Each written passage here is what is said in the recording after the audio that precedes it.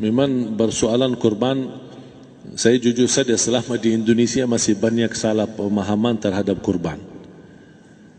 Dan saya pernah berkata, memang Islam kita di Indonesia Islam keturunan. Ya, jadi asal tahu saja. Ya, tapi dari segi belajaran, mohon maaf ya, kita terlalu jauh terhadap pemahaman. Yang saya maksud, kita melaksanakan sesuatu tapi kita sudah belajar, sudah tahu, bukan hanya asal saya dengar, saya lihat, saya bukan sebatas itu, tapi kita punya dasarnya. Dan ini kelemahan kita, di antaranya kurban.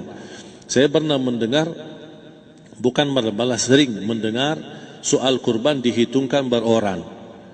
Jadi keluarga suami istri sama 5 anak berarti jumlah 7, wajib sapi.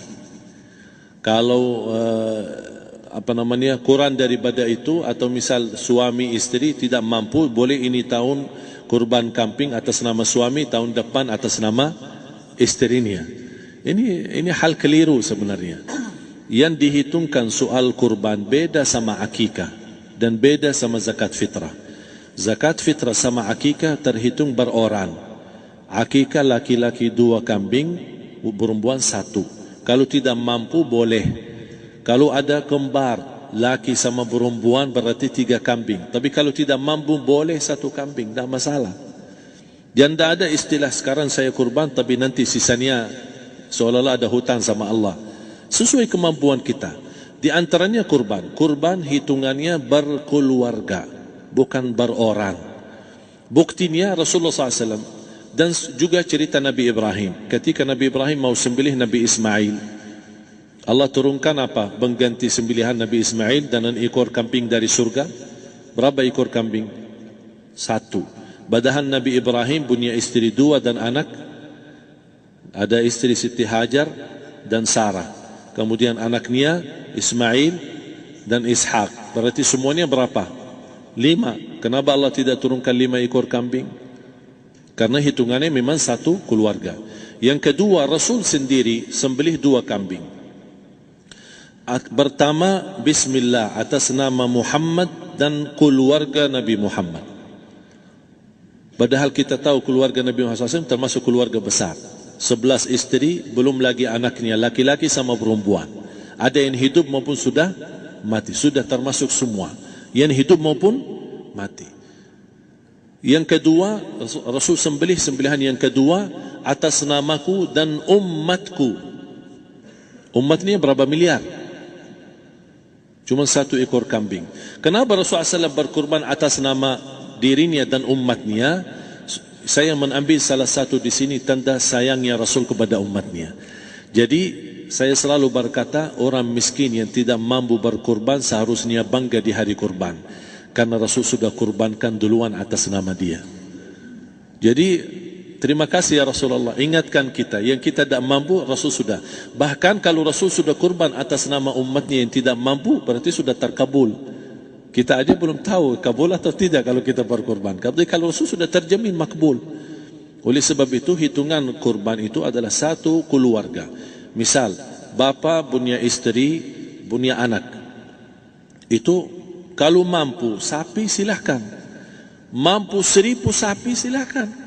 Kalau soal kemampuan tidak ada masalah. Tapi kalau soal kewajiban, tidak ada wajib lebih daripada 1 ekor kambing. 1 ekor kambing. Misal, kalau bapa punya istri 4. Misal. Cuman ini misal. Ya. Istrinya 4. Setiap istri anaknya 10. Berarti jumlah berapa? Anak 40, istri 4, berarti 44, sama bapa 45. Wajib 1 ekor kambing saja. Cukup untuk semua ini. Tapi kalau soal mampu, ya silahkan. Mau 1000 kambing boleh, mau 1000 sapi boleh. Tidak ada yang melarang kalau soal kemampuan. Dan kalau kita mau sembelih, Bismillah atas namaku dan keluarga. Tidak perlu bawa data-data nama keluarga. Jadi disebutkan tukang sembelihnya ada capek menunggu sambil sebutkan nama-nama. Tidak perlu.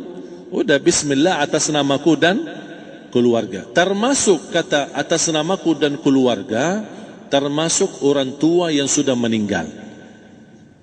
Termasuk orang tua yang sudah, karena kita adalah hasil daripada orang tua. Itu sudah termasuk, tidak perlu kita sebutkan. Ada sebagian ulama membolehkan kalau kita mampu mau khusus kambing atas nama orang tua, tidak masalah kalau kita mampu. Tapi kalau kita tidak mampu, itu sudah termasuk orang tua kita bersama keluarga besar kita. Ini salah satu kenikmatan, dan ini termasuk juga sedekah yang berguna bagi orang yang sudah meninggal di keluarga kita. Wallahu ta'ala. Dan juga masalah panitia, bisa kita mewakili. Kalau kita tidak mengerti sembelihannya dan tidak mengerti cara bagiannya. Tapi ada satu sunnah yang termasuk kehilangan sunnah ini, adalah banyak yang tidak mau makan dari hasil kurban. Padahal itu sunnah Rasul. Dari akikah boleh makan, dari kurban pun boleh makan. Bahkan sunnah SAW dibagi 3. Sepertiga pertama dihadiahkan. Maksudnya kata dihadiahkan kepada orang kaya. Misal tetangga saya tapi orang kaya, dia bukan miskin, tapi boleh saling hadiah. Karena inti daripada hadiah silaturrahim. Ada keluarga kita termasuk mampu, tapi saya kasih, ini alhamdulillah saya sembelih sapi. Barangkali dia tidak mampu, cuma sembelih kambing. Udah, kita dapat daging kambing, dia dapat daging sapi. Tapi dengan niat hadiah, bukan sedekah. Karena dia bukan orang miskin yang menerima sedekah. Yang sepertiga yang kedua adalah sedekah. Sedekah itu termasuk orang miskin. Yang ketiga, kita makan sendiri. Bahkan Rasulullah SAW selepas Idul Adha, beda sama Idul Fitri. Sebelum Idul Fitri dia makan kurma, meyakinkan batalan puasa.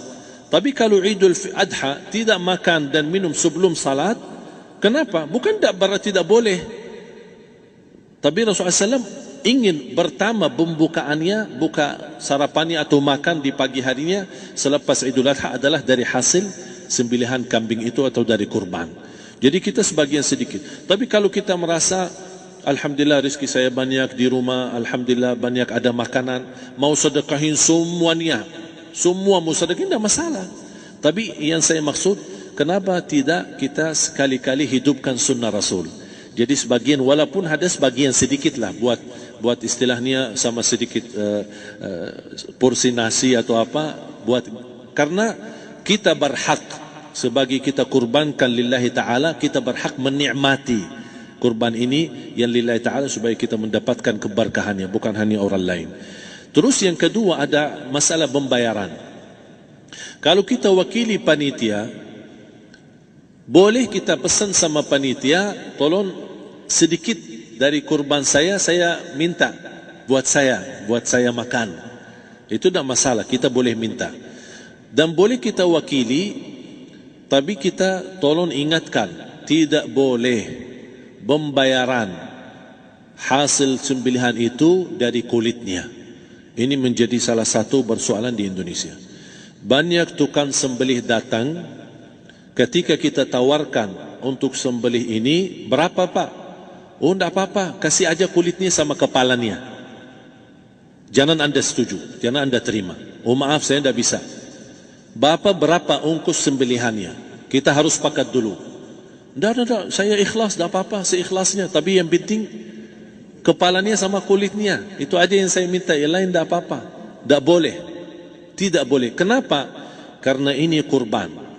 Kata kurban berarti lillahi ta'ala, bukan untuk jual beli. Kalau kita sudah bayar dari bagian kurban, berarti bukan lillahi ta'ala. Harus kita jaga amalan itu. Tapi bagaimana cara jalan keluarnya? Kita harus sepakat, ijab kabul. Sepakat dulu, Pak, saya udah begini, saya kasih untuk sembelihan 50.000. Bapak setuju? Ya udah setuju. Selesai kan? Sudah sembelih, sudah potong, sudah semua. Lepas ini semua, kita kasih ongkos 50.000 ongkos sembelihannya. Habis itu, Pak, kulitnya sama kepala hadiah buat Bapak. Itu tidak apa-apa, tidak masalah. Tapi bukan untuk bayar sembelihan. Faham maksud saya? Harus dibedakan supaya jangan sampai amalan kita kurban habis biaya, habis ini malah tidak diterima karena sudah kita bayar sebagian daripada kurban. Saya silahkan bayar apa yang kita sepakati, mau hadiahkan kepada dia karena kita tidak bisa guna. Buat apa yang kita mau gunain kulitnya, tidak bisa. Tapi buat mereka lebih berguna, oleh karena itu kita bisa hadiahkan untuk mereka. Bahkan kita bisa juga kasih daging untuk mereka bisa menikmati sebagai sedekah. Wallahu ta'ala.